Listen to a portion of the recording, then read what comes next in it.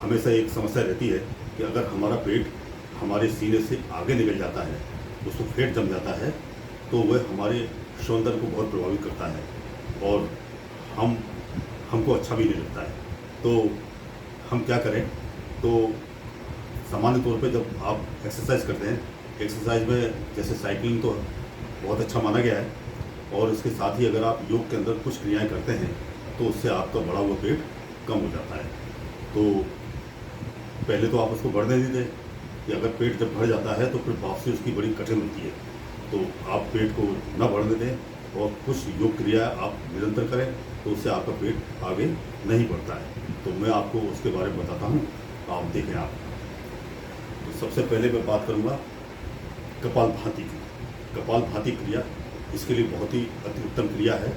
तो कपालभाति कैसे करेंगे?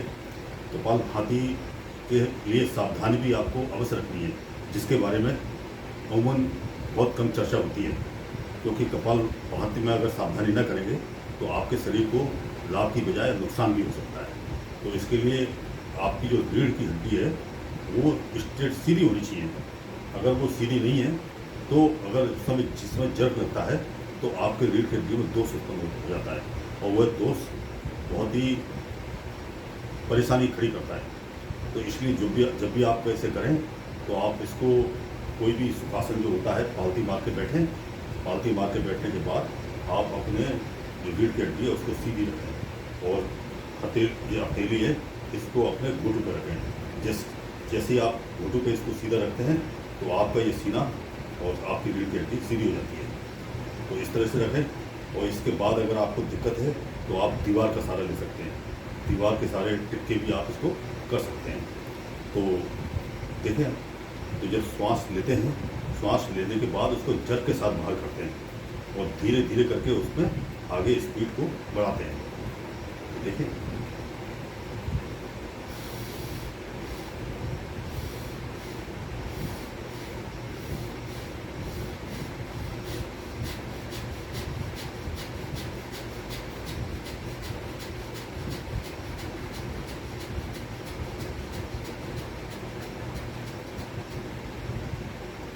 इससे आपके फेफड़े बड़े स्ट्रॉन्ग हो गए।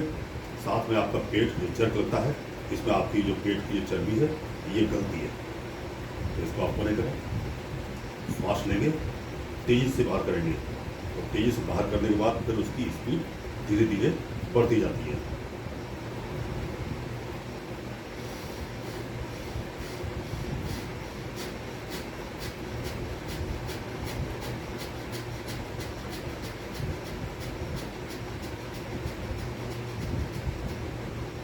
इसकी आप कुछ गिनती बना लें, जितनी आपकी देर सामर्थ्य है उतनी देर करें।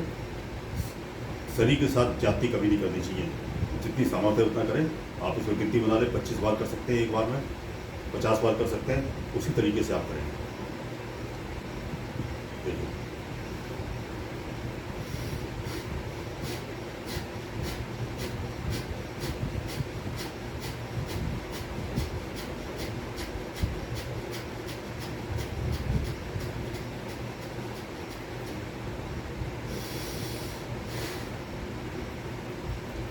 इस तरह से आप करें। और इसके बाद दूसरी क्रिया है, वो है उड़ियान बंद। उड़ियान बंद में क्या होता है, ये हमारा जो मूल बंद होता है वो जलंधर बंद होता है, उड़ियान बंद है। इसको जब तीनों को एक साथ लगाते हैं ये महाबंद होता है। तो अगर महाबंद करते हैं तो आपको बहुत अच्छा है। अगर आप उसमें ये उड़ियान बंद करते हैं तो भी आपके लिए अत्यधिक लाभ है इसका। तो महाबंद मैंने आपको बताया था, मैं आपको पुनः बताता हूँ। इसमें जलंधर बंद, ये आपका जो गले का गड्ढा होता है, श्वास बाहर करने के बाद इसको इधर लॉक कर देते हैं, पेट को अंदर करते हैं, ये उड़ियान बंद है। और मूल बंद नीचे से ऊपर को संकुचन करते हैं। जब तीनों एक साथ होता है तो ये महाबंद होता है। ये महाबंद क्रिया शरीर के लिए बेहद लाभकारी होती है। देखिए आप,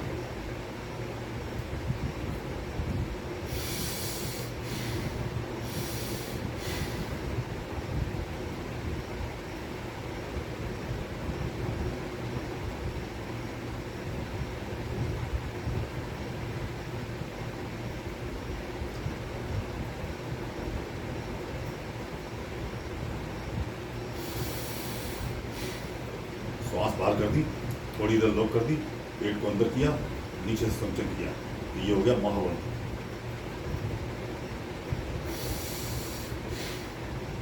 इसके बाद फिर आप पेट को बार बार अंदर बाहर करते हैं, तो ये आपके पेट के लिए बेहद लाभकारी होता है। देखिए आप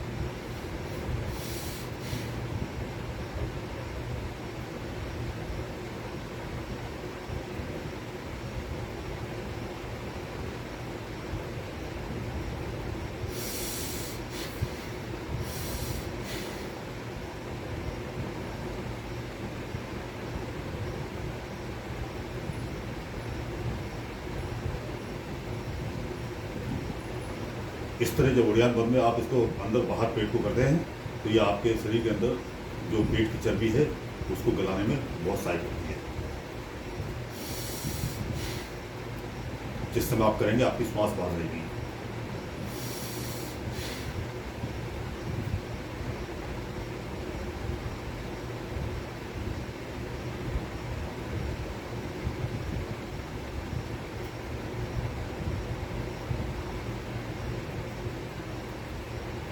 तो साइकिलिंग के साथ ये 2 योग क्रिया करेंगे तो आप निश्चित मानिए कि आपका पेट आगे की तरफ नहीं आएगा, और आ गया है तो उसकी पेट कम होगा। लेकिन एक बात ध्यान रखें कि पेट जब आगे निकल आता है तो उसकी वापसी बड़ी मुश्किल होती है। इसलिए आप इन क्रियाओं को नियमित करें, जिससे कि आपका पेट आपके सीने से आगे की तरफ ना निकले, और लाभ लें, स्वस्थ रहें, प्रसन्न रहें। जय राम।